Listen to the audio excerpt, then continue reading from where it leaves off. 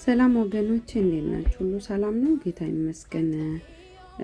ስልኬ 3 ደቂቃ ብቻ እየሰጠ ቢቀያየረው እምቢ ብሎኛል። ቶሎ ብዬ አነባለሁ። እሱም አጭር ነው ለነገሩ የዛሬ ወደ ቆሮንቶስ ሰዎች ምዕራፍ 2 ላይ ነን። በክርስቶስ ኢየሱስ ስም አነባለሁ።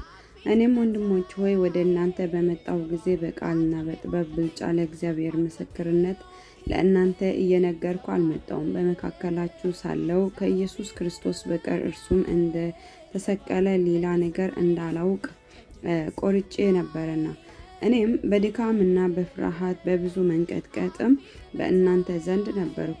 እምነታችሁም በእግዚአብሔር ኃይል እንጂ በሰው ጥበብ እንዳይሆን ቃሌም ስብከቴም መንፈስንና ኃይልን በመግለጥ ነበር እንጂ በሚያባብል በጥበብ ቃል አልነበረም። በበሰሉት መካከል ግን ጥበብ እንናገራለን። ነገር ግን የዚህችን ዓለም ጥበብ አይደለም፣ የሚሻሯትንም የዚህችን ዓለም ገዢ ጥበብ አይደለም። ነገር ግን እግዚአብሔር አስቀድሞ ከዘመናት በፊት ለክብራችን የወሰነውን ተሰውሮም የነበረውን የእግዚአብሔርን ጥበብ በምስጢር እንናገራለን። ከዚችም ዓለም ገዢ አንዱ እንኳን ይህን ጥበብ አላወቀም። አውቆስ ቢሆን የክብርን ጌታ ባልሰቀሉትም ነበር። ነገር ግን ዓይን ያላያቸው ጆሮም ያልሰማው በሰውም ልብ ያልታሰበው እግዚአብሔር ለሚወዱት ያዘጋጀው ተብሎ እንደተጻፈ እንዲህ እንናገራለን።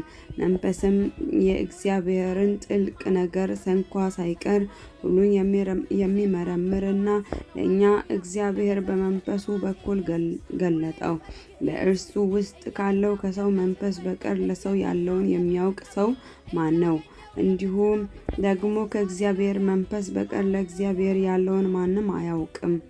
እኛ ግን ከእግዚአብሔር እንዲያው የተሰጠን እናውቅ ዘንድ ከእግዚአብሔር የሆነውን መንፈስ እንጂ የዓለምን መንፈስ አልተቀበልንም። መንፈሳዊውን ነገር ከመንፈሳዊ ነገር ጋር አስተያይተን መንፈስ በሚያስተምረን ቃል ይህን ደግሞ እንናገራለን እንጂ የሰው ጥበብ በሚያስተምረን ቃል አይደለም።